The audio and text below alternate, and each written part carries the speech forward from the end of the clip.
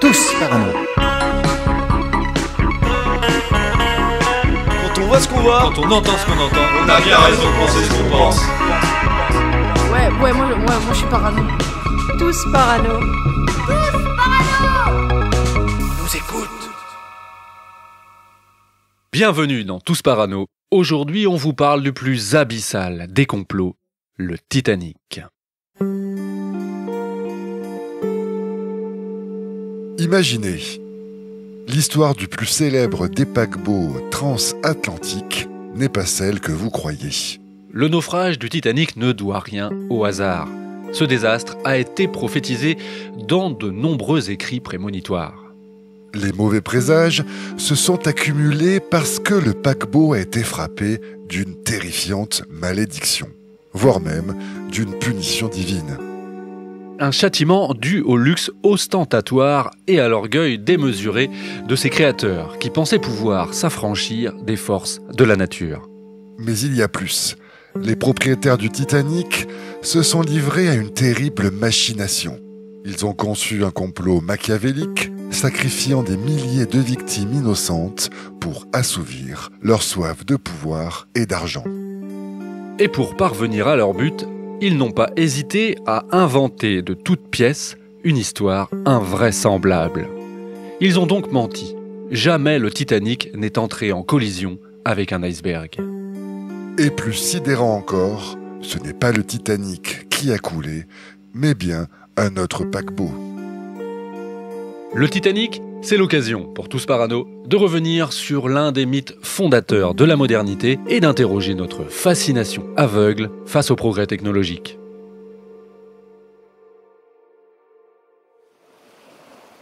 Ah, c'est merveilleux, n'est-ce pas? Quoi? Tout! Nous sommes à la barre du plus beau et du plus rapide des bateaux. On va traverser quoi? L'océan? Exactement, mais pas n'importe lequel. Atlantique. Oui, mon capitaine. Il nous faudra donc rester vigilants. La vigilance, c'est pour les faibles et les femmes enceintes de moins de 3 mois. Le seul obstacle, c'est la peur. Allez, à toute berzingue. Est-ce qu'il serait pas possible qu'il y ait un iceberg dans le coin? Un iceberg. Pff, et alors? Bah, et alors, si on se prend un iceberg, ça va mal tourner. Ça pourrait mal tourner, mais est-ce qu'on est des mauviettes? Vous avez oublié un détail. Ce bateau est insubmersible. Vous savez ce que ça veut dire, insubmersible? Oui. Je décompose. Oui. Mercible, comme la mer. Sub, comme sous. Et un, comme un. Impossible, mon gars. Impossible que le Titanic coule. Allez, on fonce. À vos ordres, capitaine. Tous parano. 18 juin 2023. Le Titan, un sous-marin de poche réalisé en matériaux composites et en titane, est destiné à assurer l'exploration de l'épave du Titanic pour de riches touristes, s'apprête à descendre dans les eaux de l'Atlantique Nord, au large du Canada. Le Titan pèse un peu plus de 10 tonnes. Il mesure environ 7 mètres de long pour 3 mètres de large et dispose d'une autonomie de 96 heures d'oxygène. Celui-ci peut accueillir 5 personnes. Prix du billet, 250 000 $. Autant dire qu'il faut être riche, très riche même, pour participer à une mission. Chaque plongée, elle, dure 8 heures, 2 heures de descente, 4 heures d'exploration de l'épave du Titanic et 2 heures ensuite pour revenir à la surface. Bon alors, le petit voyage coûte une blinde, mais l'intérieur du Titan est pour le moins spartiate. Il n'y a pas de siège et les passagers sont assis à même le sol. Et plus surprenant sans doute, le submersible est piloté à l'aide d'une manette de jeu vidéo Logitech, pour pas citer la marque, qui ressemble étrangement à un contrôleur de PlayStation que vous avez peut-être chez vous. Exploité par la société OceanGate, le Titan réalise des expéditions touristiques depuis déjà quelques années et descend régulièrement jusqu'à 4000 mètres, même si celui-ci n'est pas homologué pour une telle profondeur. Ah bah ça commence bien. Ainsi, lorsqu'un passager monte dans le sous-marin, imaginez que celui-ci signe une décharge. Le mot « death », mort, est inscrit 3 fois sur la première page. Autant dire que chacun est parfaitement au courant des dangers encourus. Et parmi les 5 passagers, ce 18 juin, le moins que l'on puisse dire, c'est que l'un d'entre eux est tout à fait conscient des risques pris, puisqu'il s'agit de Stockton Rush, rien de moins que le fondateur d'OceanGate. Et 4 hommes l'accompagnent. On a Hamish Harding, un homme d'affaires britannique, Paul-Henri Nargeolet, un ancien officier de la marine française et grand spécialiste de l'épave du Titanic, et Shahzada Dawood, lui, il est vice-président d'Engo Corporation, l'un des plus grands groupes pakistanais spécialisés dans l'agrobusiness et la chimie, et il a amené son fils, nommé Suleiman, un étudiant âgé de 19 ans, pour compléter ce groupe. Le Titan entame sa plongée vers le Titanic à 9h30, mais le contact est perdu 1h45 après le début de la descente de l'appareil. Oui, alors à ce moment-là, rien d'alarmant, hein. Ce sont des choses qui sont déjà arrivées à plusieurs reprises, puisque ni le GPS ni la radio ne fonctionnent sous l'eau. Le submersible n'est en fait guidé que par des messages textes envoyés par le Polar Prince. Oui, ça c'est le nom du navire qui reste à la surface et qui a effectivement pour mission de transmettre au Titan sa position en temps réel. En tout cas, personne à bord donc du Polar Prince ne s'inquiète de cette rupture de la communication avec le Titan. Et ce n'est finalement que quand le sous-marin ne réapparaît pas à la surface à l'heure prévue, bien plus tard dans la journée donc, que l'équipage du Polar Prince comprend qu'il y a eu un problème. Les autorités sont aussitôt informées de la disparition du sous-marin et les secours s'organisent rapidement. Le compte à rebours est enclenché car, rappelez-vous, le Titan est capable de fournir de l'oxygène à ses occupants durant, entre guillemets, seulement 96 heures, 4 jours, pas plus. Il faut donc retrouver le submersible avant le matin du 22 juin. L'histoire est sensationnelle, Une course contre la montre débute pour sauver la vie quand même de 5 milliardaires, coincés dans un minuscule sous-marin parti à la découverte, qui plus est, de l'épave du plus mythique des paquebots. De quoi se demander si la malédiction du Titanic ne serait pas en train de se reproduire. Voilà, ne divulgage pas la suite. En tout cas, l'histoire du Titan fait rapidement la une des journaux du monde entier et inonde les réseaux sociaux. Certaines chaînes info suivent même l'avancée des recherches quasiment en direct. Les recherches, justement, elles s'étendent sur une surface de 20 000 km² et elles descendent potentiellement jusqu'au fond de l'océan, soit 4 000 mètres. Bon alors 20 000 m², c'est pas rien. Pour vous donner une idée, la Belgique c'est 30 000 km². Autrement dit, autant chercher une bière sans alcool en Pays Wallon, quoi. Les grands moyens sont employés. 4 avions sont mis à disposition par les gardes-côtes américains et canadiens. La France prend aussi part à l'opération avec son robot autonome, Victor 6000, capable de descendre, lui, jusqu'à 6000 mètres de profondeur. Et après tous ces efforts désespérés, on retrouve finalement, le 22 juin, donc vous l'aurez noté presque dans le temps qui était imparti, le submersible. Mais à 3800 mètres de profondeur et à moins de 500 mètres de l'épave du Titanic, le Titan est en débris.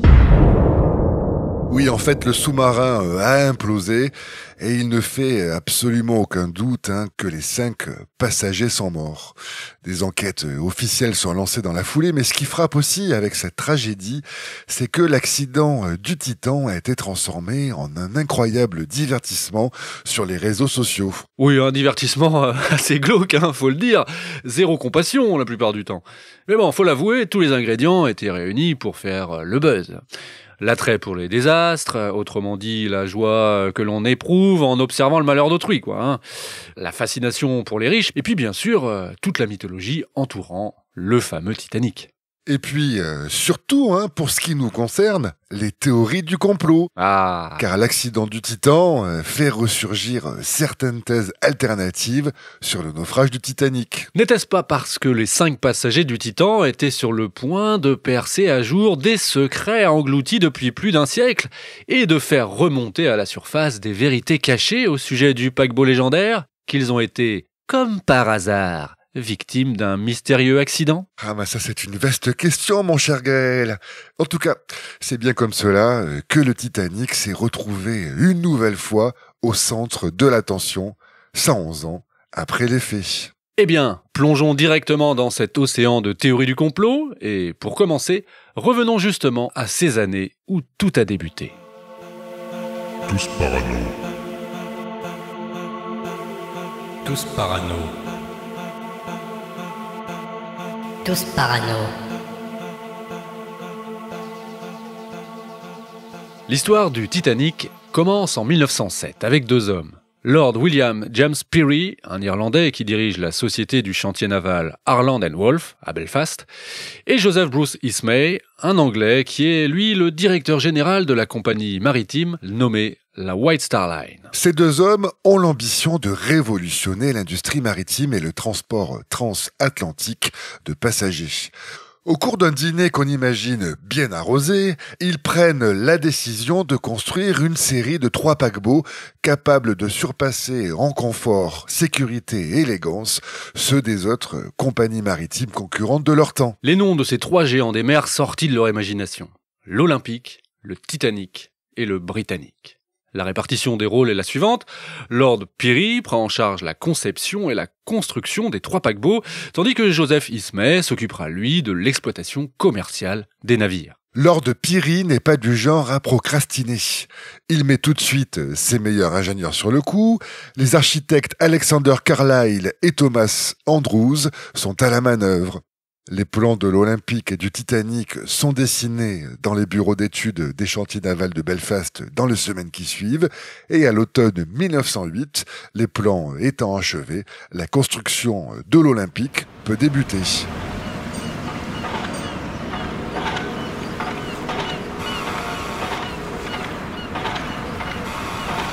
Le chantier, en tout cas, avance très rapidement.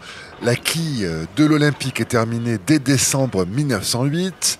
La quille du Titanic, totalement identique à celle de l'Olympique, est quant à elle achevée en mars 1909. Oui, alors 2 petites remarques, parce que tout le monde n'est peut-être pas marin. Premièrement, c'est quoi une quille ? C'est la partie la plus basse d'un bateau, celle qui permet à la coque de rester bien droite. Et puis c'est la pièce de base à partir de laquelle la coque est construite. Deuxième remarque, tu viens de dire que les quilles de l'Olympique et du Titanic étaient identiques, à l'itération Henrique. Cela s'explique tout simplement parce que ces 2 bateaux, ce sont ce qu'on appelle des sister ships. Et ça, c'est super important pour la suite. Oui, il s'agit en fait de navires jumeaux. Les bâtiments sont parfaitement identiques. Les caractéristiques techniques des 2 bateaux sont les mêmes et ils font la même taille. On reviendra là-dessus plus tard, effectivement, parce que oui, comme tu l'as dit, c'est essentiel. Bon, d'ici là, il faut s'attaquer à la construction de la coque du Titanic, à proprement parler. Elle est constituée de 2000 tôles maintenues par 3 millions de rivets. Voilà, ça vous donne une petite idée du mécano qu'il faut faire.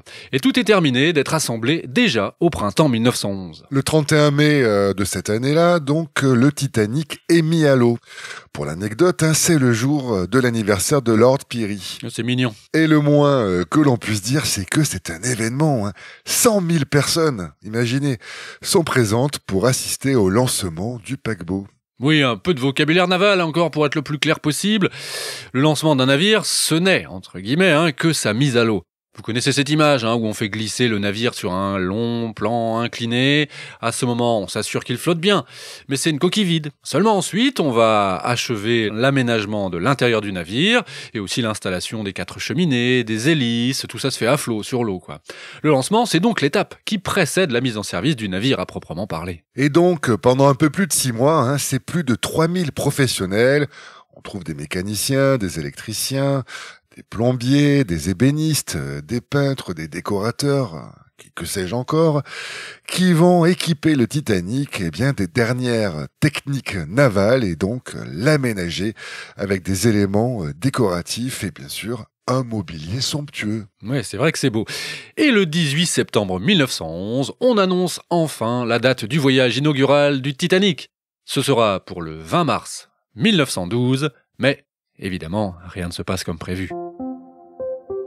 Et oui, puisque seulement 2 jours après cette annonce, le 20 septembre donc, le jumeau du Titanic, l'Olympique, qui a été terminé un peu avant et qui effectue sa 5e traversée transatlantique, entre en collision avec un croiseur de la Royal Navy nommé le Hawke. Les dégâts sont importants et le navire doit être immobilisé pour commencer les réparations. Alors, conséquence immédiate, le Titanic doit laisser sa place sur le chantier. On déplace donc le paquebot et on le met en cale sèche. Des milliers d'ouvriers qui travaillaient sur le Titanic sont maintenant affectés aux travaux de réparation de la coque de l'Olympique qui doit reprendre la mer au plus vite. Ce qui retarde d'autant la livraison du Titanic. La White Star Line, qui a été obligée de reporter son voyage inaugural, annonce donc une nouvelle date. Ce sera cette fois-ci le 10 avril 1912. Oui, on rappelle la date initiale, c'était le 20 mars. Étant donné l'importance des travaux à réaliser sur l'Olympique, le temps nécessaire pour remettre à flot le Titanic, etc., on peut s'étonner que le report de la mise en service ne soit que d'une vingtaine de jours. Comment tenir un tel rythme de travail ? Écoute, tu supprimes les droits sociaux des ouvriers d'aujourd'hui et tu vas voir qu'ils vont bien bosser. Hein. Enfin, moi je dis ça, je dis rien.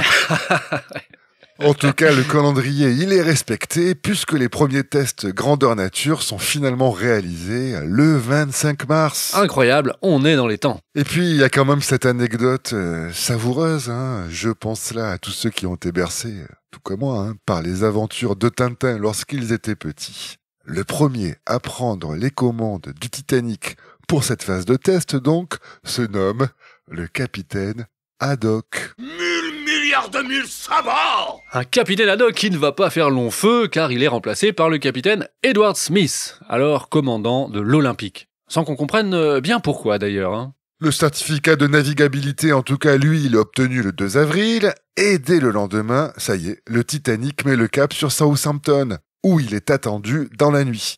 Et c'est donc bien le 10 avril 1912 que 953 passagers et 889 membres d'équipage embarquent à bord du Titanic.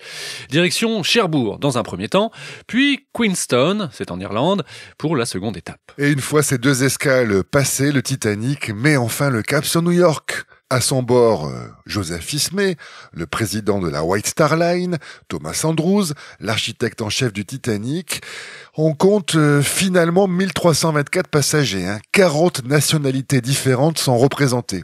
Alors si certains figurent parmi les hommes les plus riches de l'époque, il y a aussi des centaines d'émigrants de Grande-Bretagne, d'Irlande et puis aussi d'ailleurs en Europe, qui, à la recherche d'une vie meilleure aux États-Unis, sont à ceux en 3e classe. La véritable traversée commence. Le capitaine Smith est aux commandes d'un géant des mers qui semble infaillible. Le Titanic est, comme son jumeau, l'objet mobile le plus grand jamais réalisé par l'homme, et sa coque, pourvu de 16 compartiments étanches, est théoriquement capable de résister à tout. De quoi donner au paquebot la réputation de navire insubmersible. Pour les journaux de l'époque, le Titanic est le bateau le plus sûr jamais conçu. Tous parano. Tous parano. Tous parano. Tous parano.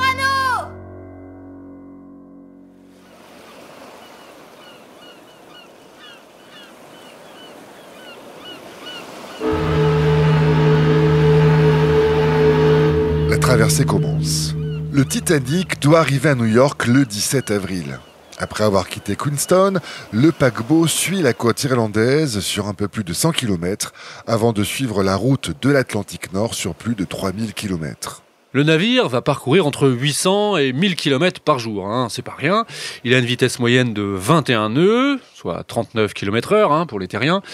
Durant les 3 premiers jours, le ciel est nuageux, le vent contraire, mais les températures plutôt douces. Mais le dimanche 14 avril, dans la journée, le Titanic traverse un front froid avec une mer agitée. Le soir, le calme est revenu. Le temps est clair, mais très froid. Il faut dire qu'on se trouve au large de Terre-Neuve. Et vous le comprenez, quand on parle du temps qu'il fait, c'est qu'il n'y a pas beaucoup plus à dire en fait. Ces premiers jours de traversée se déroulent sans incident apparent.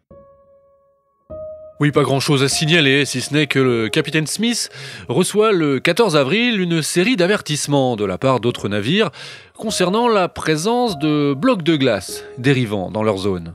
Mais selon le journal de bord, le capitaine choisit d'ignorer ces avertissements. Premièrement, il ne s'agit a priori que de petits icebergs, d'1 mètre par 5 environ, et de quelques champs de glace. Rien de bien méchant, donc. Deuxièmement, le capitaine préférait se fier aux vigies et à la garde sur le pont, et rien de tel qu'un œil humain, quoi. Et puis il faut dire qu'à l'époque, on pensait généralement que la glace ne présentait que peu de danger pour les grands navires. Il n'y avait en fait pas de précédent historique avec un paquebot qui aurait coulé suite à une collusion avec un iceberg.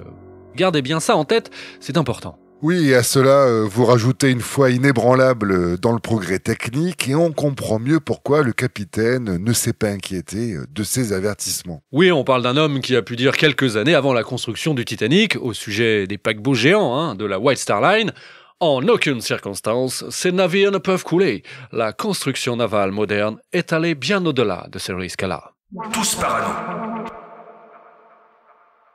À 23h40, le 14 avril, l'un des guetteurs repère un iceberg juste devant le Titanic. Il sonne l'alerte.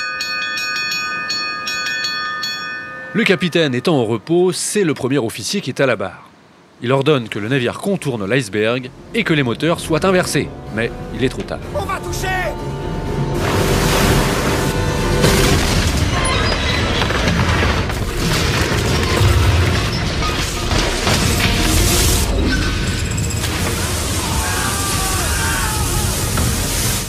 Le côté droit du Titanic heurte brutalement l'iceberg sur toute la largeur du paquebot. La coque n'est pas, à proprement parler, perforée, mais les tôles qui la composent sont déformées et se disloquent. L'eau commence ainsi à s'engouffrer. L'architecte Thomas Andrews, présent à bord du navire, rappelez-vous, comprend tout de suite que le désastre est inévitable. Oui, le Titanic va couler. Il peut rester à flot avec les 4 premiers compartiments fissurés, mais pas avec 5. Comme il s'incline par l'avant, l'eau va se répandre en passant au-dessus des cloisons étanches. Rien ne pourra l'arrêter. Le Titanic va sombrer. Mais ce paquebot ne peut pas couler. Il est fait d'acier, monsieur, je vous assure qu'il peut couler. Et il coulera. C'est une certitude mathématique. Dans combien de temps? 1 heure, 2 ou plus. Combien de personnes à bord, monsieur Murdoch? 2200 âmes à bord, commandant. Je pense que vous allez avoir vos gros titres, monsieur Ismay.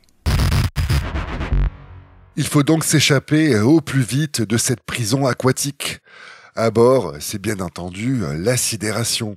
Ni l'équipage, ni les passagers du Titanic ne sont préparés à vivre pareille situation, d'autant plus que le paquebot est considéré comme insubmersible. Oui, rien n'est prévu pour une telle urgence. Imaginez, les canaux de sauvetage sont en nombre insuffisant et ne peuvent transporter que la moitié des personnes à bord. De plus, l'équipage n'a pas été suffisamment formé pour mener à bien cette évacuation improbable. Les officiers ne savent pas combien de personnes ils peuvent mettre à bord des canaux de sauvetage en toute sécurité. Et donc, par conséquent, dans la panique, ils font un peu n'importe quoi. Ils lancent à l'eau beaucoup de canaux, à moitié pleins, tout en se concentrant essentiellement sur le sauvetage des passagers de première et deuxième classe, au détriment de ceux de troisième classe. Mais enfin, plus que la classe, ce qui fait la différence, c'est le sexe. Ouais, c'est vrai, puisqu'en vertu du principe, les femmes et les enfants d'abord, la plupart des passagers, toutes classes confondues, et membres d'équipage de sexe masculin, sont laissés à bord. Ah le patriarcat, ça a du bon des fois. Ouais. En tout cas, c'est ainsi que 3/4 des femmes et un enfant sur 2 vont survivre, tandis que seulement un homme sur 5 va s'en sortir.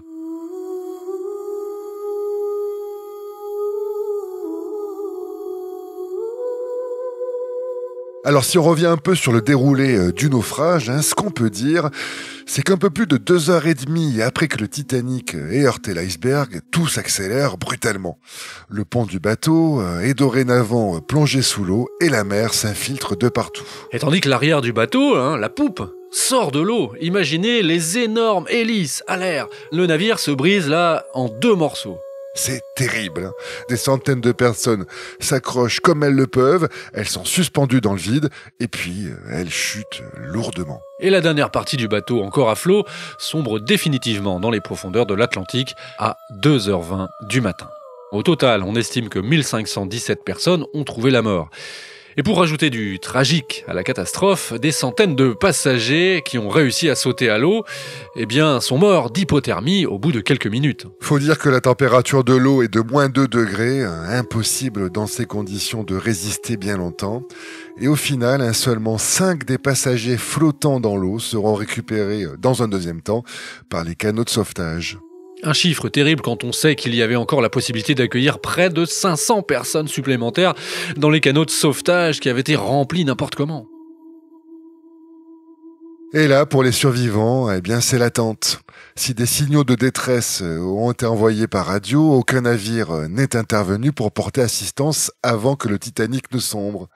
L'équipage du bateau le plus proche, le Californian, c'est le dernier donc à avoir été en contact avec le Titanic avant la collision, a bien vu des fusées de détresse, mais il ne s'est pas rendu sur place pour porter secours aux rescapés. Oui, ça c'est important, ce navire, on va en reparler. Et donc c'est finalement notre bateau, nommé le Carpathia, qui ayant répondu aux appels de détresse du Titanic, arrive le premier sur les lieux, et là il est 4h du matin. 706 personnes sont repêchées et montent à son bord. L'opération dure plusieurs heures avant de prendre la direction de New York, la destination initiale du Titanic. Le soleil s'est levé, permettant à tous les rescapés de mesurer l'ampleur des dégâts. Tout autour d'eux, un grand champ de glace, une vingtaine de gros icebergs, dont certains mesurent jusqu'à 60 mètres de haut. Sans parler bien sûr des nombreux débris du paquebot, soi-disant insubmersible, qui flotte dans le plus grand calme. Tous parano. Le Carpathia, le vaisseau sauveur, met finalement 3 jours pour atteindre New York après avoir quitté le lieu de la catastrophe. C'est de ce navire que les nouvelles sont transmises par radio au monde entier sur ce qui s'est passé. Mais les premiers rapports sont confus, ce qui pousse la presse américaine à annoncer par erreur, dès le lendemain du drame, le 15 avril donc, que le Titanic a été remorqué simplement par un autre navire. Et plus tard dans la nuit, on est toujours le 15 avril, la White Star Line annonce finalement que le Titanic a coulé. Fort heureusement, tous les passagers et l'équipage ont été transférés sur un autre navire. Enfin ça, c'est ce que l'on croit encore. Eh oui, les infos passaient pas très bien visiblement à cette époque. Et ce n'est que le lendemain que le couperet tombe. Le Titanic a bien coulé et la plupart des passagers et des membres de l'équipage ont péri en mer. À cette annonce, des centaines d'hommes et de femmes cherchent à obtenir des informations concernant leurs proches qui étaient à bord du bateau. La foule se presse dans les bureaux de la White Star Line à Londres, à New York, à Montréal, à Liverpool, à Belfast et surtout à Southampton. Southampton, oui, cas particulier parce que c'est là que les habitants ont subi les plus grandes pertes. 80% des membres de l'équipage venaient de cette ville portuaire. En tout cas, il faut attendre encore 2 jours pour que le Carpathia fasse son entrée à New York. Nous sommes donc le jeudi 18 avril, il est 21h30 et 40 000 personnes assistent à cet événement sous une pluie battante. Oui, l'arrivée du navire à New York suscite une curiosité incroyable. Les journaux se tirent la bourre pour être les premiers à rapporter les témoignages des survivants. Et il faut finalement 4 jours supplémentaires pour qu'une liste complète des victimes soit établie et publiée par la White Star Line. Alors, des enquêtes sont immédiatement diligentées. Celle du Sénat américain sur la catastrophe est lancée dès le 19 avril, soit seulement un jour après l'arrivée du Carpathia à New York. Le président de cette commission est le sénateur républicain William Smith. Et il souhaite recueillir les témoignages des passagers de l'équipage alors que les événements sont encore tout frais dans leur mémoire. Le sénateur est connu aux États-Unis aussi pour avoir un ennemi juré. Le magnat des chemins de fer et fondateur de la banque qui a pris son nom, J.P. Morgan. Et l'élu américain souhaite dévoiler au grand jour les malversations financières du milliardaire. Alors quel lien avec le désastre du Titanic, me direz-vous ? Eh bien, J.P. Morgan possède la White Star Line. Et c'est donc lui qui est le propriétaire du paquebot. Un J.P. Morgan qui va être au centre de plusieurs théories du complot. Une nouvelle fois, on y reviendra. Eh bien, on n'arrête pas de semer des petits indices dans cet épisode, décidément. Ouais, c'est vrai. Mais l'enquête alors ? Quelles en sont les conclusions, mon cher Geoffroy ? Eh bien, force est de constater qu'il y a comme un décalage entre les éléments à charge mis en avant par les enquêteurs et les conclusions qu'ils en ont tirées. Tant mieux pour nous, on va s'en délecter un peu. Alors, la commission sur le Titanic notifie clairement que le nombre de canots de sauvetage était insuffisant. Oui. On apprend d'ailleurs que l'un des 2 architectes à l'origine du Titanic, Alexander Carlyle, a claqué la porte de la White Star au début du chantier, car il voulait augmenter, lui, le nombre de canots de sauvetage. Cela lui a été refusé par Joseph Ismay en personne, le président de la compagnie. Autre élément, il est tout à fait établi par la commission que le capitaine Smith n'a aucunement tenu compte des avertissements concernant la présence d'icebergs dans la zone. Et même plus, la collision avec l'iceberg aurait sans doute pu être évitée si le capitaine avait réduit la vitesse du Titanic en entrant dans cette zone dangereuse. Et pourtant, malgré tous ces éléments à charge, l'enquête rejette totalement une quelconque responsabilité de la White Star Line. La commission conclut ainsi que le naufrage du Titanic est un cas de force majeure. Ouais, alors, un cas de force majeure, peut-être qu'il faut expliquer ça, Geoffroy. Eh bien ça, c'est un concept juridique que l'on trouve dans le droit anglo-saxon. En version originale, on parle d'ailleurs d'Act of God. Et concrètement, ça veut dire qu'on a ici affaire à un événement qu'on ne peut imputer à une quelconque action humaine. Autrement dit, aucune personne individuel ou moral, ne peut être tenu d'un point de vue légal comme responsable des dommages matériels, des blessures ou des décès qui ont été engendrés par l'accident. Ça c'est génial quoi. Dans le droit, il y a la main de Dieu quoi. C'est la faute à pas de chance en fait. En entendant les conclusions de la commission, elles vont quand même aider à faire évoluer la législation maritime. Des nouvelles mesures de sécurité sont adoptées après la catastrophe, comme par exemple l'obligation de se doter d'un nombre de canaux de sauvetage correspondant au nombre réel de passagers. Il fallait y penser. Oui, c'est bien le moins quoi.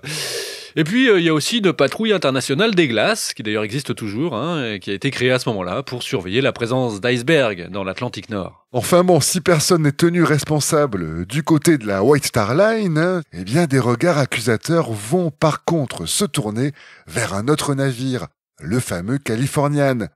Un cargo à vapeur qui est possédé par JP Morgan. Oh là là là là. Oui, le Californian, donc c'est, rappelez-vous, le navire qui a vu les fusées de détresse. Et le capitaine Stanley Lord et ses seconds auraient même aussi entendu les appels radio venant du Titanic en perdition, mais n'avaient pas réagi. L'équipage et plus particulièrement son capitaine sont donc mis en cause pour ne pas avoir porté secours aux naufragés de manière tout à fait explicite. La commission d'enquête avance même que la plupart ou même la totalité des vies perdues auraient pu être sauvées par l'équipage du Californian. Imaginez! Ouais, tout en pointant certaines bizarreries aussi, comme par exemple le fait qu'il n'y ait aucune note écrite sur le livre de navigation, entre 1h30 et 4h30, le soir du drame donc. En tout cas, le capitaine Lord voit sa réputation et évidemment sa carrière brisée. C'est la honte des mers. Et durant les décennies qui vont suivre, les lordistes et leurs opposants vont s'affronter pour déterminer si le Californian aurait pu aider le Titanic et si son équipage est coupable. Le débat, à ce jour, n'est toujours pas clos. Et surtout que, comme nous allons le voir très bientôt, le Californian va jouer un rôle essentiel dans certaines théories complotistes concernant le Titanic. Des théories qui vont tenter de donner un sens à son étonnante passivité. Ça me rend parano. Je suis parano. Je suis parano. Tous parano. Le naufrage du Titanic suscite immédiatement la fascination du public. Les premiers films d'actualité sur le naufrage sortent quelques jours seulement après la catastrophe. L'un d'eux, produit par la Gaumont, connaît un énorme succès et est diffusé dans les salles combles dans le monde entier. Voilà qui montre bien que l'intérêt du public pour la tragédie est immense et immédiat. Des petits filous sentent donc qu'il y a de l'argent à se faire. Et c'est ainsi qu'un véritable business du Titanic naît tout de suite après le désastre. Ouais, aujourd'hui ça ferait hurler. Des cartes postales commémoratives, de faux souvenirs du bateau, des boîtes de bonbons en fer blanc, des assiettes, des doseurs de whisky. C'est la Titanic Mania. Et c'est bien la première fois qu'un événement engendre la fabrication et la vente d'un tel nombre de produits dérivés. Et même les enfants sont ciblés. On trouve ainsi des ours en peluche aux couleurs du Titanic qui s'arrachent dans les cours d'école. Ouais, c'est pour aller dans la baignoire peut-être. Des ours en peluche qui sont aujourd'hui toujours très recherchés d'ailleurs. Certains exemplaires en bon état ont été vendus récemment pour plus de 135 000 $. Le naufrage inspire aussi les chansonniers et les musiciens. De nombreuses ballades sont écrites et certaines sont restées dans la mémoire collective. Comme celle-ci, The Titanic, It was sad when that great ship went down. C'était triste quand ce grand bateau a sombré. Un long poème de plus de 6 minutes, mis en musique en mode country, dont vous entendez ici quelques strophes. It was on one Monday morning, just about 1 o'clock, when that great ship Titanic began to reel and rock. People began to scream and cry, saying, Lord, am I going to die? It was sad when that great ship went down. It was sad, it was sad. It was sad when that great ship went down. Husbands and wives, little children lost their lives. It was sad when that great ship went down. Alors plusieurs survivants écrivent aussi des biographies. Dans les mois qui suivent le naufrage, il y a profusion de ce qu'on appelle livres à $1, des ouvrages sensationnalistes, dont le contenu est souvent très éloigné de la réalité historique. C'était avant les réseaux sociaux, quoi. Mais la palme de la rapidité revient au premier film de cinéma consacré à la catastrophe. Un film, écoutez bien, qui se nomme Sauvé du Titanic et qui sort seulement 29 jours après le naufrage. Ouais. Une fiction, pour le coup, qui avait en plus pour vedette une survivante réelle, l'actrice de cinéma muet Dorothy Gibson. Bon, on devine qu'elle était en première classe. Le film, malheureusement, a été perdu et nous n'avons donc pu le visionner. Ah, c'est dommage. Mais bon, on s'en remettra. Tous ces exemples, en tout cas, montrent que le Titanic a pris dès les années 1910 une place essentielle dans la culture populaire. Et sous toutes les formes, donc, vous l'avez compris. Il faut dire qu'en Amérique, l'onde de choc qui suit le naufrage du paquebot ne peut être comparée qu'à celle qui a suivi les assassinats de Lincoln ou plus tard Kennedy. Et dans ce terreau fertile, des croyances et mythes populaires vont voir le jour. Sans doute à cause de la sidération qu'a produit sur le public cette tragédie, de nombreuses légendes et théories alternatives sur le naufrage du Titanic émergent quasi immédiatement. En effet, les contemporains du naufrage ne parviennent pas à comprendre comment un navire flambant neuf, aussi gros, aussi puissant, a pu sombrer en moins de 3 heures et entraîner avec lui plus de 1500 âmes. Oui, surtout que comme on l'a dit, c'est une première. Jamais un paquebot transatlantique n'avait coulé suite à une collision avec un iceberg. D'autant plus incroyable que le Titanic a sombré dès son premier voyage. À une époque où mythes et malédictions fascinent, beaucoup y voient donc là un signe du destin. Et les premières légendes qui se forment présentent de surprenantes coïncidences avec les faits réels. Et on commence avec un roman nommé Futility, que l'on doit à un écrivain américain appelé Morgan Robertson, passionné de récits maritimes. Ce roman est publié en 1898, soit 14 ans avant le naufrage du Titanic. Mais celui-ci ne rencontrera le succès qu'après le naufrage du paquebot. Vous allez vite comprendre pourquoi. Robertson imagine dans son livre un paquebot aux proportions gigantesques pour l'époque. Il se nomme, comme c'est troublant, le Titan. Il imagine ce navire long de 243 mètres. Pour comparaison, le plus grand paquebot au moment de l'écriture du livre, c'est l'Océanique. Il fait 30 mètres de moins. Plus intéressant encore, le Titan est considéré comme insubmersible par ses propriétaires grâce à ses nombreux compartiments étanches. Il est donc lancé à pleine vitesse dans l'Atlantique Nord, dans la mesure où même une collision frontale avec un iceberg ne pourrait toucher assez de compartiments pour le couler. Autre caractéristique du Titan imaginé par Robertson, le navire présente également un luxe et une puissance inégalée, et ses propriétaires envisagent de lui faire battre le record de vitesse de la traversée de l'Atlantique. Au cours de sa traversée inaugurale, qui se déroule au mois d'avril, oui, comme le Titanic, le Titan heurte un iceberg par tribord, toujours comme le Titanic. Là aussi, le choc est fatal et le bateau sombre dans les profondeurs de l'océan. Mais mieux encore, le navire n'étant pas pourvu d'assez de canaux de sauvetage, le naufrage fait un nombre considérable de victimes. Et après le naufrage du Titanic, le livre est exhumé et l'éditeur a la bonne idée d'en changer le titre. Futility est renommé The Wreck of the Titan, l'épave du Titan. Bah oui, c'est plus accrocheur. Et beaucoup de lecteurs notent alors, comme on vient de le faire, les coïncidences troublantes entre le roman et la réalité. Les points communs entre les deux navires sont si nombreux que le livre devient rapidement culte. Oui, et puis c'est assez pour qu'à l'époque s'ouvre un débat. L'auteur, qui comme beaucoup de ses contemporains est féru de paranormal, aurait-il prévu le naufrage du Titanic ? Aurait-il eu une prémonition ? Nombreux en sont convaincus. Robertson aurait le don de lire l'avenir. D'autant plus que celui-ci confie, lors d'un entretien postérieur au naufrage du Titanic, avoir reçu une sorte d'aide ésotérique pendant l'écriture de son roman. Vous êtes vraiment trop parano. Vous êtes vraiment parano. Lorsqu'on parle des ouvrages qui ont fait la légende de la malédiction du Titanic, un autre auteur est régulièrement cité, William Thomas Stead. Ah, Stead, voilà un personnage, comme on les affectionne dans Tous Parano. J'attendais qu'on en rencontre un. Eh bien, le voici. On fait une petite bio express, du coup ? Ah, évidemment.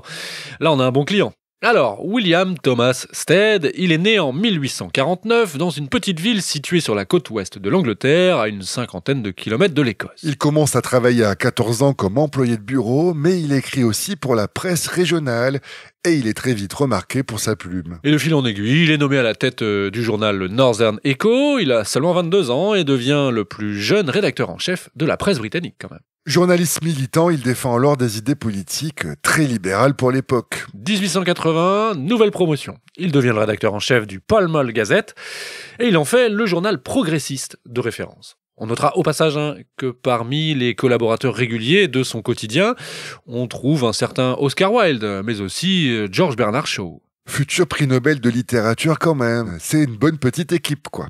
Et de cette tribune, Stead va lancer des grandes campagnes qui conduiront pour certaines à des réformes politiques et sociales majeures. La plus célèbre, c'est une véritable croisade qu'il mène contre la prostitution infantile, un combat qui aboutit à une véritable avancée puisque le Parlement britannique relève l'âge de consentement sexuel qui passe de 13 à 16 ans. Mais bon, en raison de ces innombrables attaques, Stead s'attire de nombreux ennemis. Ses prises de position radicales et son entêtement lui valent même quelques petits séjours en prison. Et c'est ainsi qu'à la fin des années 1880, il est forcé de quitter la rédaction du Pall Mall Gazette.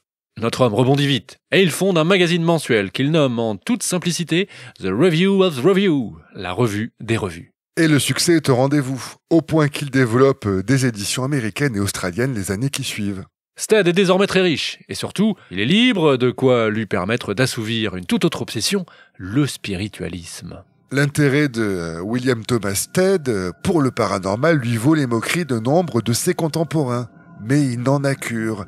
Il faut dire que depuis plusieurs années, Stead a eu de nombreuses expériences de prémonition. Il est habitué aussi à fréquenter des médiums, il lui arrive aussi d'entendre des voix.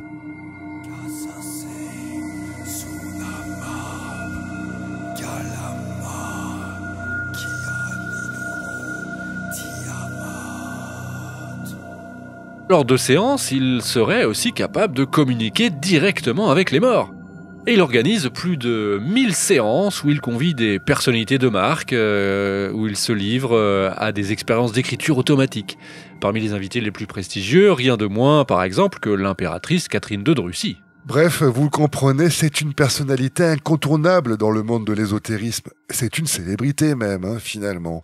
Au point qu'il est invité en 1912 par le président américain William Taft à la conférence des grands hommes et des religions. Et cette conférence va se tenir à New York.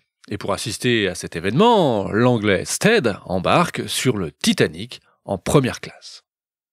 Et en découvrant le navire à Southampton, il ne cache pas son enthousiasme. Stead, le progressiste, ne boude d'ailleurs pas son plaisir de voyager sur le plus moderne et révolutionnaire des vaisseaux de son époque. Dans les premiers jours de voyage, il est charmant et volubile, et fait la joie de ses convives à table. Le 13 avril, il raconte une histoire qui va participer à la légende du Titanic. Selon lui, le navire accueillerait à son bord une momie maléfique. Ouais, ça c'est une légende tenace qui marque les esprits et suscite l'effroi. À l'époque, les momies ont mauvaise réputation. Ouvrir leur tombeau signifie prendre le risque d'être maudit. Il y a eu plusieurs histoires en Égypte en découvrant les tombeaux. Alors, être à bord d'un même bateau qu'une de ces abominations, c'est encore pire. Les survivants ne sont pas tous d'accord sur l'histoire que Stead aurait racontée. Et de fait, il y a plusieurs versions de cette légende.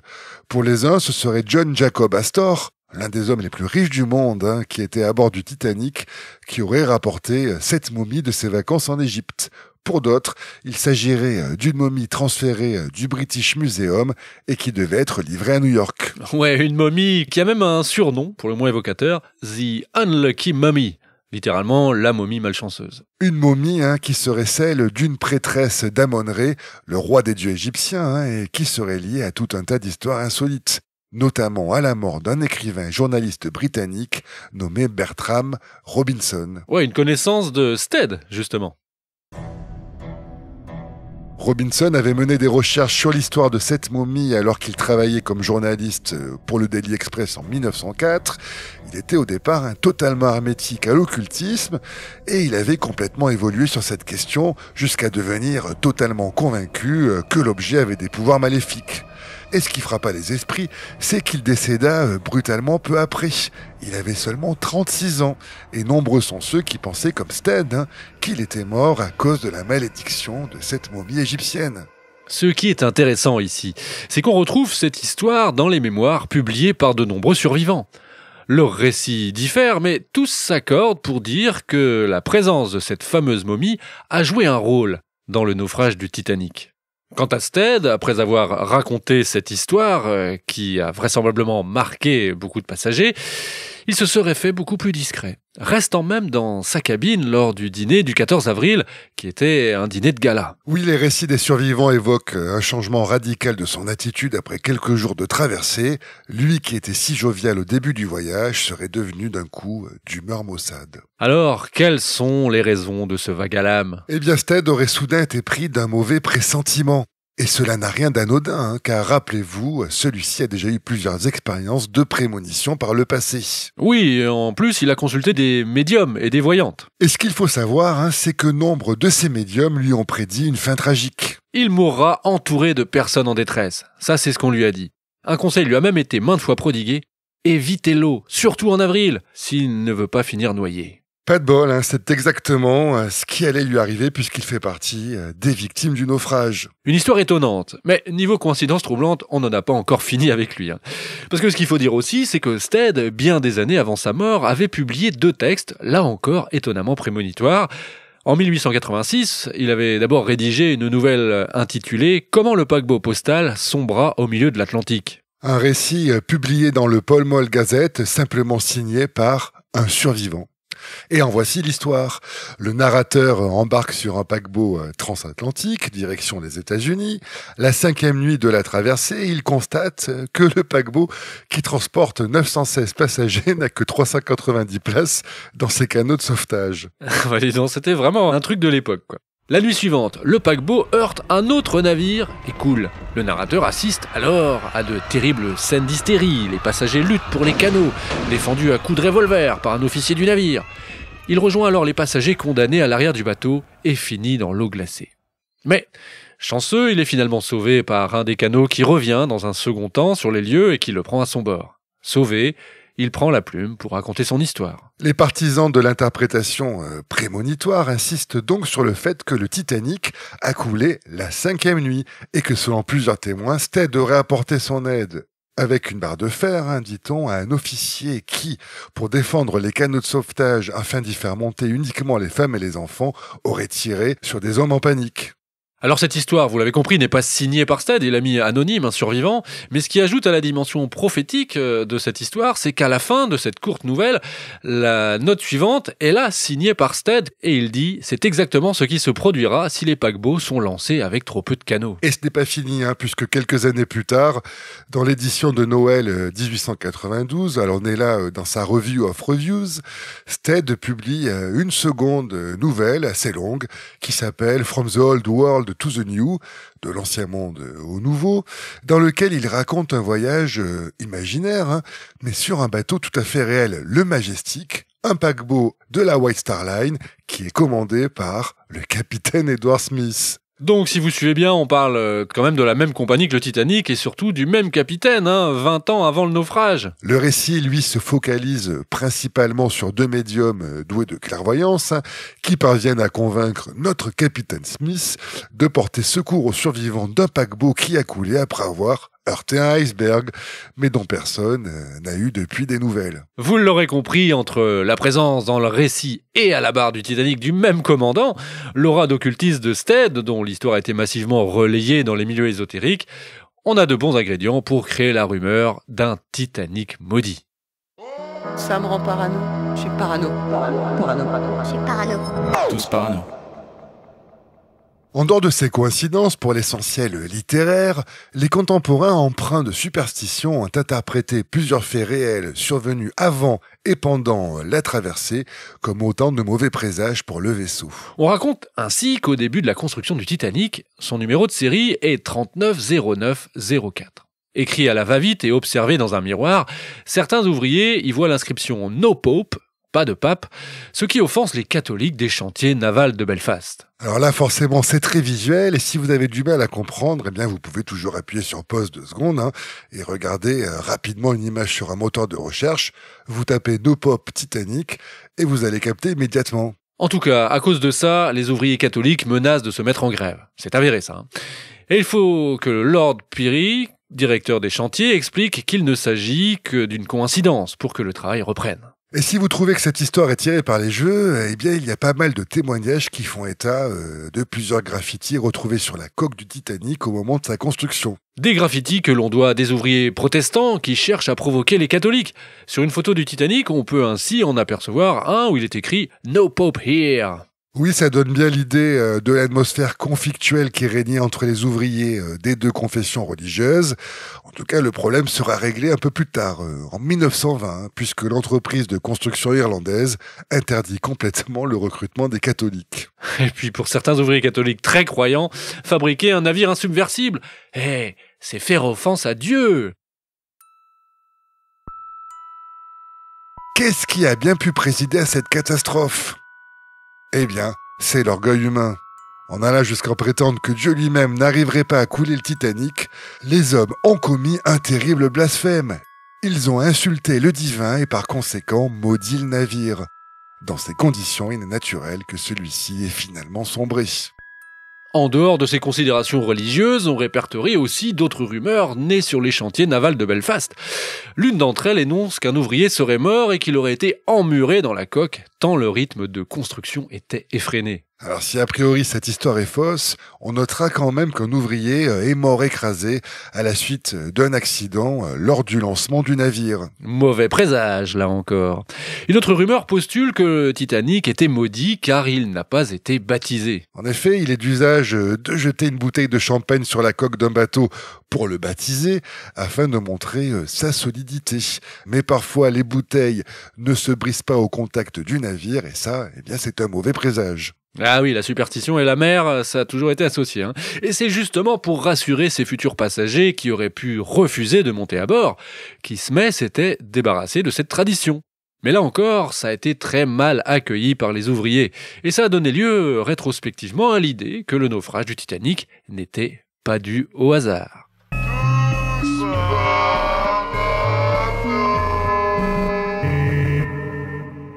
Ces histoires mystiques et de mauvais présages se sont immédiatement propagées après la catastrophe. Il faut y voir le signe d'une époque où la superstition et le surnaturel jouent encore un rôle important pour expliquer l'inexplicable. Mais les années passant, les théories alternatives sur le naufrage du Titanic deviennent de plus en plus rationnelles. Et petit à petit, on va arriver à de bonnes théories du complot, comme on les aime dans Tous Parano. Ouais, alors, première théorie, la White Star Line a sciemment menti en qualifiant d'insubmersible un bateau que la compagnie savait vulnérable. Alors, qu'est-ce qu'on peut dire là-dessus ?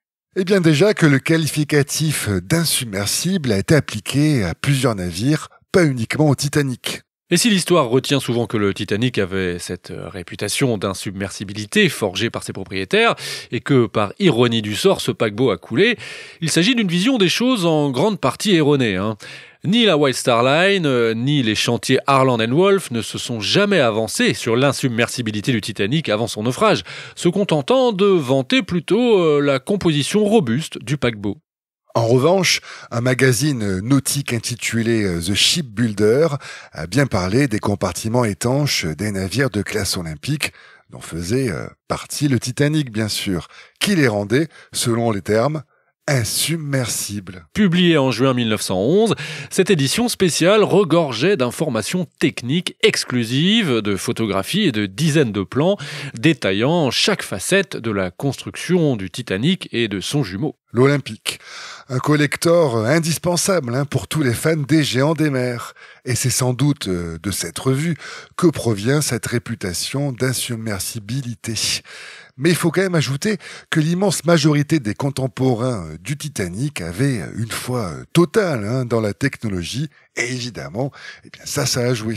C'est sans doute cette confiance inébranlable envers le progrès qui explique que le mythe du caractère insubmersible du Titanic s'est si largement diffusé. Il faut dire que ce sentiment de toute puissance, il est renforcé par un grand nombre de catastrophes navales qui ont été évitées par le passé.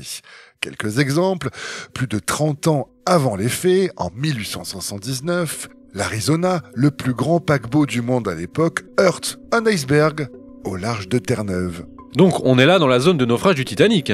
Les cloisons étanches du paquebot vont le protéger et permettre d'atteindre la terre ferme. Et cela plus de 24 heures après le choc.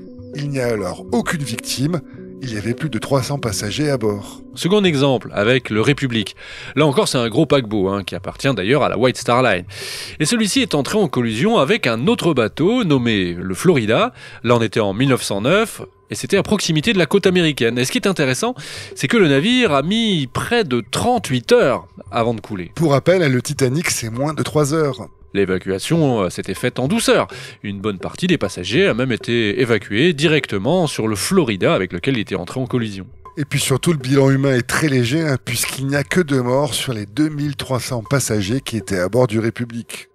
Alors, tout ça pour dire que beaucoup de passagers du Titanic et les membres de l'équipage partageaient l'idée que leur navire était insubmersible. De quoi expliquer en tout cas la vitesse excessive du paquebot, qui est d'ailleurs en partie responsable de l'accident. Ça nous amène naturellement à une seconde théorie du complot. Le président de la White Star Line, Bruce Ismay, aurait influencé la vitesse du navire au mépris du danger. S'il est généralement admis que le Titanic naviguait trop vite dans une zone dangereuse et que c'est l'un des facteurs ayant entraîné la collision avec l'iceberg, on ne peut pas dire que cette vitesse soit vraiment élevée en regard des pratiques de l'époque. Oui, puisqu'on trouve plein de témoignages de capitaines qui ont été interrogés par exemple par la commission américaine dont on a déjà parlé, mais aussi par les Britanniques qui auront mené eux aussi une enquête officielle et qui vont tous dans ce sens. Oui, petit florilège, l'un déclare « Tant que le temps est clair, je vais toujours à pleine vitesse ». Ou un autre dit « Je pense que tous les commandants vous donneront la même réponse. Ils ne ralentiront pas à moins que le temps ne devienne épais et brumeux ». Le deuxième officier du Titanic, un certain Charles Lightoller, confirme. Voici notamment ce qu'il dit sous serment devant la commission sénatoriale. « J'ai passé les 24 dernières années à naviguer sur l'Atlantique. Et jamais la vitesse n'a été réduite à ma présence. » Trop balèze. Il est parfois aussi expliqué que le Titanic a été lancé à pleine vitesse le soir du naufrage. Ceci dans l'espoir de permettre à la White Star Line de conquérir le ruban bleu. Petite précision, le ruban bleu, c'est une récompense créée par les compagnies de navigation transatlantique au XIXe siècle et attribuée au propriétaire du navire le plus rapide du monde. Cette course au record est l'occasion d'une rivalité et d'une émulation entre les principales compagnies maritimes pendant des décennies, jusqu'à ce que le naufrage du Titanic, justement, lui fasse subir un coup d'arrêt. Alors la question qui se pose est la suivante. D'un point de vue technique, le Titanic avait-il la capacité de battre le record de la traversée de l'Atlantique ? Eh bien, a priori, non. Le détenteur du ruban bleu était le bateau nommé Mauretania, un paquebot capable d'atteindre la vitesse de 26 nœuds, alors que la vitesse de pointe du Titanic ne pouvait a priori pas dépasser les 25 nœuds. Alors pourquoi essayer de se speeder comme ça si le record semblait pas atteignable ? Eh bien, les partisans de cette théorie défendent l'idée suivante. Ismay voulait créer un choc dans l'opinion publique. Son idée était d'arriver à New York le mardi soir au lieu du mercredi après-midi. Même s'il ne pouvait pas battre le record de la traversée de l'Atlantique, il aurait pu ainsi marquer les esprits en arrivant en avance à destination.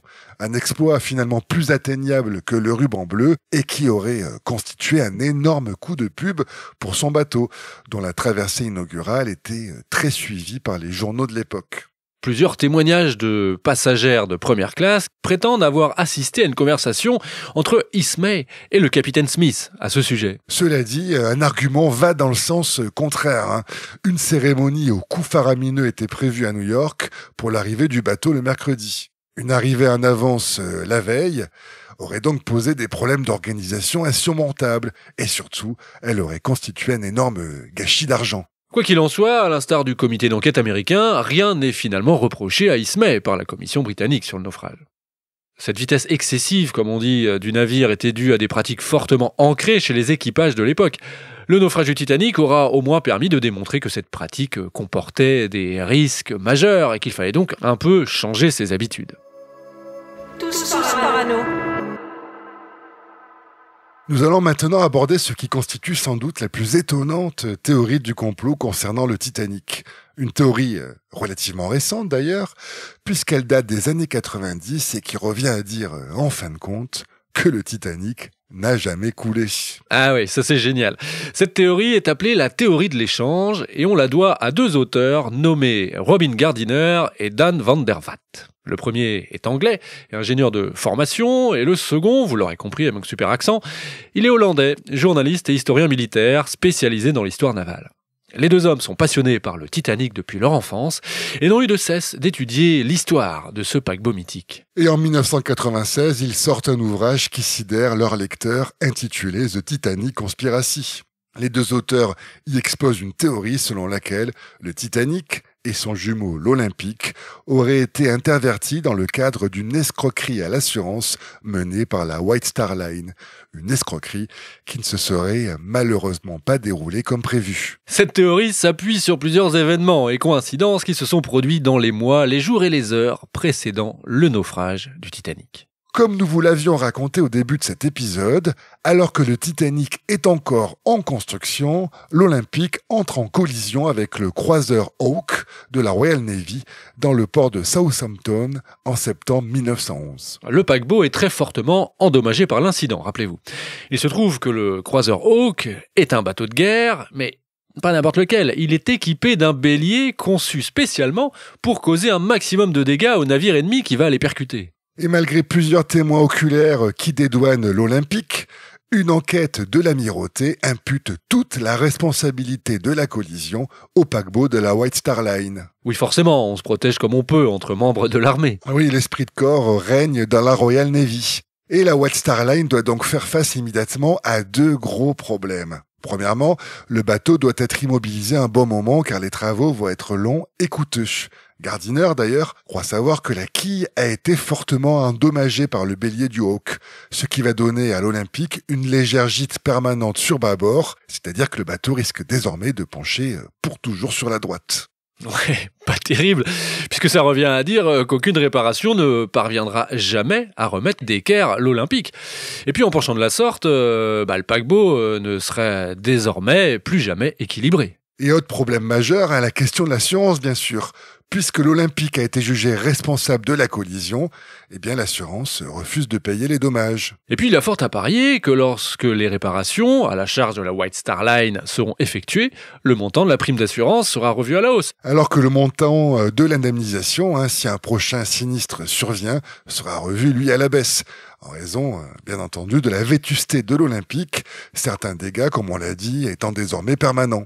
Ouais, bref, la situation est compliquée. Oh, c'est la merde, on peut le dire comme ça, même. Ouais, si tu veux. Et c'est ainsi qu'une terrible décision est prise par les dirigeants de la White Star Line. Les gars, pourquoi pas échanger les bateaux jumeaux ? Vous avez bien entendu. On va faire passer l'Olympique, réparé à la va-vite, pour le Titanic. Et si on choisit de faire passer l'Olympique pour le Titanic, c'est dans le but de s'en débarrasser au plus vite, pour toucher le pactole, c'est-à-dire l'assurance du Titanic. Parce que l'indemnité perçue par la White Star Line en cas de naufrage du Titanic, lui en parfait état, serait nettement supérieure à celle de l'Olympique à la gueule cassée. En tout cas, le navire travesti fait ses premiers essais en mer début avril 1912. Mais les essais sont écourtés. Pour Gardiner, c'est encore la preuve que le paquebot qui passe pour le Titanic est en fait l'Olympique et qu'il ne peut supporter de grande vitesse. Et c'est d'ailleurs à ce moment-là que la White Star Line change de commandant de bord. Rappelez-vous, le fameux capitaine Haddock. Eh bien, il est remplacé par le capitaine Smith, qui était jusqu'à présent aux commandes de l'Olympique. Tiens. Et on arrive comme ça à la fameuse traversée inaugurale, j'ai envie de dire entre guillemets maintenant, du Titanic. Oui, enfin de l'Olympique maquillé, quoi. Plusieurs témoins à bord font d'ailleurs part, sans faire de lien évidemment, de leur surprise de voir ce Titanic penché légèrement sur la droite. Ouais, alors là, bizarre, quoi. Alors vous le comprenez maintenant, le but de ce voyage inaugural n'est pas d'arriver à bon port, mais uniquement de récupérer le montant de l'assurance du Titanic. Alors comment faire ? Eh bien, il faut faire couler le navire, tout en faisant croire à l'accident. Et pour couler le paquebot, là encore, tout est planifié. Le faux Titanic doit rejoindre un point de rendez-vous dans l'Atlantique Nord, au large de Terre-Neuve, une zone dangereuse, où 2 navires de secours doivent le retrouver. Le premier de ces 2 navires, c'est le très controversé Californian. On en a déjà beaucoup parlé, c'est, souvenez-vous, le navire qui était le plus proche du Titanic pendant le naufrage, et celui-ci, tiens, appartient au même propriétaire que le Titanic. Ouais, tiens, ouais. Le second bateau, lui, est un navire inconnu. En tout cas, ces 2 navires ont un rôle essentiel dans ce complot et ils doivent récupérer les passagers. Le cynisme des conspirateurs ne va quand même pas jusqu'à sacrifier des vies humaines. Autre chose aussi, pour que ça marche, il faut qu'il n'y ait qu'un tout petit nombre de personnes au courant. On a donc Ismay, le président de la White Star Line, qui est à bord, bien sûr, et dont le rôle consiste à superviser l'opération. Et du côté de l'équipage, seuls les 3 officiers les plus gradés, en l'occurrence Capitaine Smith, son second Wild et le premier officier Murdoch, sont au courant de la conspiration. Et selon le plan qui doit être mis à exécution, c'est bien ces 3 officiers qui doivent s'aborder le navire. Mais, vous l'avez compris, rien ne se passe comme prévu. Le faux Titanic aurait en fait accidentellement heurté le navire de secours, celui qui est non identifié. Cette collision aurait causé au paquebot les dégâts qu'on connaît. Le faux Titanic se met donc à couler à une vitesse sans commune mesure avec ce qui était imaginé, et donc à bord, c'est la panique. Et puis, petite remarque, si c'est ce navire inconnu qui est entré en collision avec le faux Titanic, ça revient à dire qu'il n'y a point d'iceberg alors dans cette version. Voilà qui vient indirectement résoudre le problème que pose fondamentalement le destin tragique du paquebot légendaire. Comment se fait-il que l'on ne trouve dans l'histoire maritime, que cela soit avant ou après le naufrage du Titanic, aucun autre exemple de géant des mers qui a coulé à une telle vitesse simplement après avoir heurté un iceberg? Et si personne n'a dévoilé ce complot, eh bien, c'est que les rares personnes au courant, Ismay, le président de la White Star Line, ainsi que les 3 officiers qui devaient s'aborder le navire, eh bien, sont morts dans le naufrage, emmenant leurs secrets au fond des abysses. Sauf si l'on en croit le témoignage d'un certain Peter Priol, un marin en service à bord du Majestic, un autre paquebot de la White Star Line. Celui-ci, en effet, affirme avoir vu, bel et bien vivant, le capitaine Smith 3 mois après le naufrage. Priol dit avoir rencontré le capitaine dans les rues de Baltimore. Les 2 hommes se seraient même salués. Faut dire qu'ils se connaissaient bien, car le capitaine Smith avait servi par le passé à bord du Majestic. Et en 1940, le magazine Life livre un autre récit qui donne encore plus d'épaisseur au mystère. Un ancien marin, surnommé Smith le Silencieux, serait lui mort en 1915, donc 3 ans après le naufrage. Et, c'est étonnant, celui-ci ressemblait trait pour trait au capitaine du Titanic, de quoi semer encore plus le doute. Ben oui, car si Smith avait finalement survécu, toute l'histoire officielle du Titanic tomberait à l'eau, et la théorie du complot deviendrait tout d'un coup particulièrement crédible. Mais alors faut pas s'enflammer quand même, malgré ces mystérieuses confessions, rien ne viendra jamais confirmer par la suite que le capitaine Smith a survécu au naufrage. Mais c'est vrai aussi que rien ne viendra non plus totalement affirmer cette hypothèse. Bah oui, preuve en est, quelques jours après le naufrage, un bateau part du Canada avec pour mission de récupérer le maximum de cadavres. Et lorsqu'il arrive sur place, il y a en fait encore beaucoup de corps qui flottent à la surface, retenus au-dessus de l'eau glacée par des gilets de sauvetage. Et si on repêche finalement 328 cadavres, eh bien le corps du capitaine Smith demeurera, lui, parfaitement introuvable. Tous parano, tous parano. La théorie de Robin Gardiner et Dan van der Vaart rencontre un vrai succès dès sa parution et fait de nombreux émules. Plusieurs vidéos et reportages sont réalisés et certains conspirationnistes vont aller plus loin. Le Titanic n'a pas été simplement coulé pour arnaquer les assurances, non. Un second objectif était recherché, éliminer 3 passagers de première classe. Et ce pour des raisons politico-économiques, on va dire. Alors, le mobile serait le suivant. Ces 3 passagers, aussi influents que richissimes, s'opposent aux propriétaires de la White Star Line. Il s'agit de Benjamin Guggenheim, magnat de l'industrie minière, Isidore Strauss, homme d'affaires et propriétaire des magasins Macy's à New York, et enfin John Jacob Astor IV, héritier d'un empire immobilier international et chef de la famille la plus riche des États-Unis, rien de moins. Le même qui, dans d'autres théories qu'on a mentionnées tout à l'heure, aurait ramené dans ses bagages la fameuse momie maléfique. Ah ouais, tout se croise. Alors pourquoi supprimer ces 3 milliardaires ? Eh bien, c'est selon les complotistes, parce que Guggenheim, Strauss et Astor s'opposaient fermement au projet de création de la Réserve fédérale des États-Unis. Autrement dit, la Banque centrale américaine, qu'on appelle aussi la Fed, et qui verra le jour, comme c'est curieux, en 1913, soit une année seulement après le naufrage du Titanic, et qui allait devenir l'institution financière la plus puissante de la planète. De quoi justifier l'élimination de tous ceux qui se mettraient en travers de ce projet qui allait bouleverser l'économie mondiale. Et si les 3 hommes ont péri pendant le naufrage, les théoriciens du complot suggèrent que JP Morgan, l'impitoyable financier, est derrière cette terrible conspiration. Souvenez-vous de lui, on en a déjà un peu parlé, Morgan était entre autres choses le propriétaire de la White Star Line et donc du Titanic. Et c'est lui qui aurait fait en sorte que les 3 milliardaires montent à bord du Titanic, puis qui aurait pris la décision de faire couler le bateau pour les éliminer. Tout en profitant aussi pour supprimer d'autres personnalités de second rang, elles aussi opposées à la création de la Réserve fédérale. Alors JP Morgan n'en a peut-être pas assez insisté sur son profil. Il a été surnommé le Napoléon de Wall Street quand même. Il a contribué à la création de quelques-unes des plus grandes compagnies américaines, rien de moins que la General Electric, General Motors, US Steel, Western Union. Il détenait aussi une grande partie des chemins de fer américains. Gérant un capital colossal à l'influence redoutable, Morgan, c'était l'un des titans de l'industrie du Gilded Age, le fameux âge doré. Au même titre que les Rockefeller, les Vanderbilt, les Carnegie ou encore les Astor. Alors une belle troupe richissime, surnommée les barons voleurs. En tout cas, on attribue souvent à JP Morgan le mérite d'avoir sauvé presque à lui seul le système bancaire américain pendant la panique boursière de 1907, qui a vu la bourse de New York soudainement chuter de près de 50%. Cette crise moins connue que celle de 1929 est en fait sa préfiguration. Se propageant dans tout le pays, elle a entraîné d'innombrables faillites. Et donc, suite à cet épisode, Morgan, dans le plus grand secret, convoque quelques-uns de ses puissants amis. Ces hommes vont se réunir pendant 10 jours à Jekyll Island, en Géorgie, ça c'est de l'histoire, et ils vont concevoir les grands traits de cette fameuse réserve fédérale. Un épisode très bien documenté, qu'on ne va pas développer ici, mais qui vaut son pesant de cacahuètes, niveau complot qui rend parano. Ouais, il y a un petit côté syndicat du crime, c'est ça que tu veux dire? Oui, avec JP Morgan dans le rôle de Lucky Luciano. Ouais.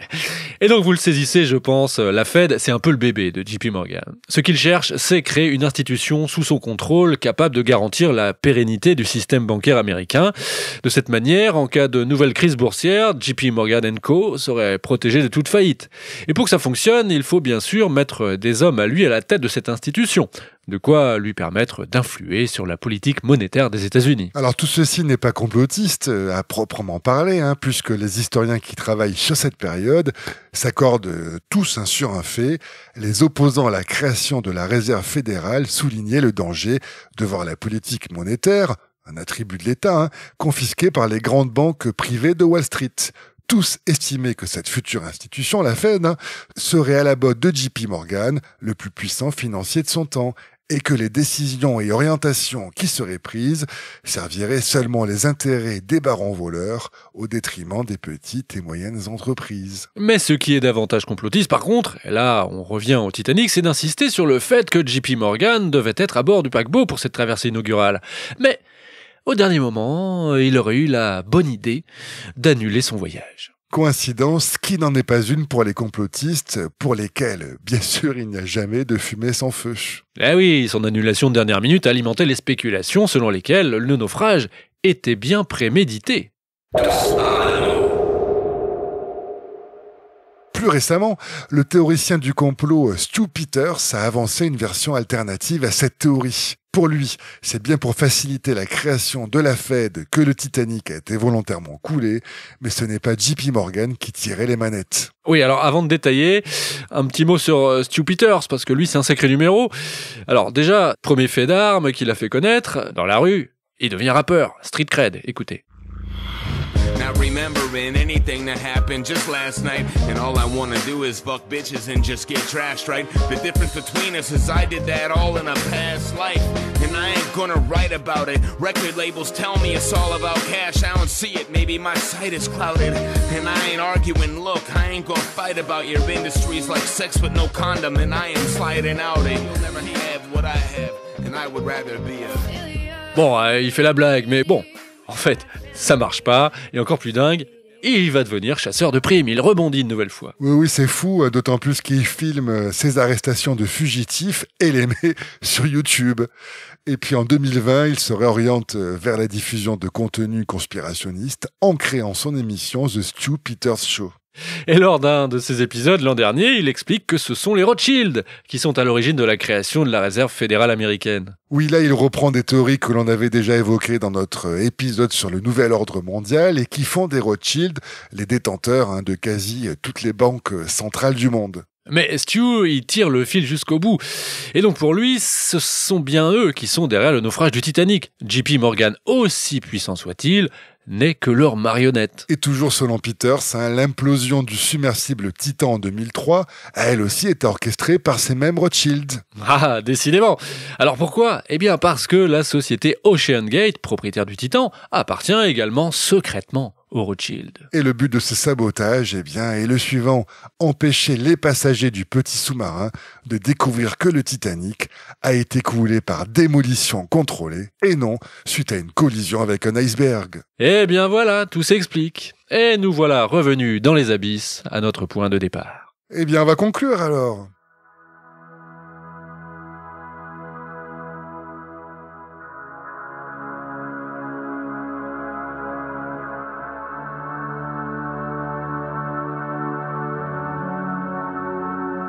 Nous l'avons vu, la catastrophe et le Titanic lui-même ont suscité la fascination du public pendant de nombreuses années. Par la suite, l'histoire a été interprétée de nombreuses manières, notamment comme un symbole de l'orgueil technologique ou encore l'illustration des limites de l'homme face aux forces de la nature. Mais les interprétations sont multiples et font la richesse de cette histoire. Certains ont considéré cette tragédie comme une métaphore du jugement divin sur ce qu'ils considéraient comme la cupidité et le luxe affichés à bord du navire. D'autres l'ont interprété comme une démonstration de la moralité chrétienne de la part de ceux qui ont sacrifié leur vie en restant à bord pour que les femmes et les enfants puissent être sauvés des eaux. Certains ont vu dans le sacrifice personnel de millionnaires une démonstration de la générosité et de la supériorité morale des riches et des puissants, tandis que le nombre très élevé de morts parmi les membres d'équipage et les passagers de 3e classe a été perçu par d'autres comme un signe de mépris envers la classe ouvrière. Le naufrage du Titanic est désormais devenu une partie de notre mythologie. Une tragédie qui peut être considérée même comme un tournant entre le 19e et le 20e siècle. Le naufrage marquant la fin d'une ère de confiance et d'optimisme, à peine 2 ans avant le déclenchement de la Première Guerre mondiale. Et puis pour finir, on notera ô combien les premières théories alternatives sur le naufrage ont pu puiser dans le surnaturel alors que quelques décennies plus tard, elles s'étaient transformées en théories du complot beaucoup plus matérialistes. Des théories où toute dimension spirituelle a été effacée au profit de la recherche pure et simple du profit et de la puissance. L'histoire des interprétations et réinterprétations de cette tragédie est donc en cela le parfait reflet des évolutions de notre société.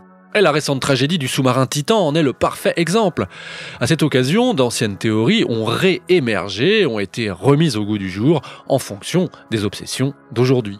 Et il n'y a aucune raison que la fascination qu'exerce le Titanic s'estompe dans le futur. Eh ben, encore une fois, de quoi nous rendre tous parano. Allez, on se retrouve très vite avec un prochain épisode. Ça, c'est manipulation et manipulation. De toute façon, on saura jamais. Si vous aimez les conspirations en tout genre et explorer les dédales de nos psychoses collectives, si vous êtes fasciné par l'étrangeté de l'histoire, ou, simplement curieux de savoir, vous êtes là où il faut, c'est Tous Parano. Comme tous les paranos, on sait qu'on est suivi et écouté, mais finalement peut-être pas assez. Alors abonnez-vous au podcast, likez, partagez, bref, il faut conspirer pour faire de Tous Parano le vadémécum de la complosphère à emporter partout. Ou enfin, peut-être pas partout, faut quand même faire attention, on n'est jamais assez parano. Hein.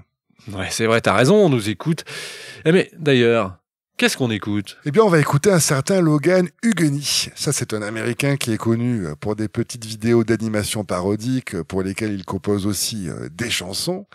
Et donc ici, ce qu'on va écouter, c'est un morceau qui s'appelle The Ship is Gonna Sink, inspiré à la fois du film Titanic de James Cameron et de l'œuvre pour le moins dispensable du rappeur T-Pain. Oh là là, toi t'es allé dans les profondeurs abyssales du web là. Bon, et alors ça veut dire que c'est à fond de vos codeurs et tout ça quoi. Ah, le moins que l'on puisse dire, c'est qu'un tsunami de voix numérisées va déferler dans vos oreilles. Allez, tenez-vous prêts. Voici Logan Eugenie, The Ship is Gonna Sink. Ooh yeah, this ship will never sink, this ship will never sink, this ship be unsinkable, it's never gonna sink. I'm a big tough man, this is a big tough boat, don't you think you are full of it? God himself can sink this ship, so shut your mouth, don't be talking shit. King of the world, I'm king of the world, I'm on a boat with an upper class girl. I want to commit suicide, I just can't bear to be alive. Don't kill yourself girl, you're too damn fine, let me pull you over and I'll make you mine. We can go to the club, a quaint little bar, at the end of the night we'll have sex in a car. Bugger me, I'll spook right ahead, turn it to the left, otherwise we're all dead. The ship's gonna hit, there's no way to escape, no matter what you do, Titanic getting raped. Did anyone respond to the distress call? We're going down by the head, that I must confess. They said they'd be here in around 4 hours, that sucks, we only have 2 hours or less. This ship is gonna sink, this ship is gonna sink, we really fucked up, now this ship is gonna sink. Get to the lifeboat, women and children first, but I've got me a baby, my wife's getting her purse. What about us, a young couple in love? Well, I'm sorry to say it, but y'all are really fucked, cause the ship is gonna sink, this ship is gonna sink, we really fucked up, now the ship is gonna sink, this ship is gonna sink, this ship is gonna sink, we really fucked up, cause the ship is gonna sink, this ship is gonna sink. Non mais vous avez pas fini de blatter sur des épaves? Laissez-la!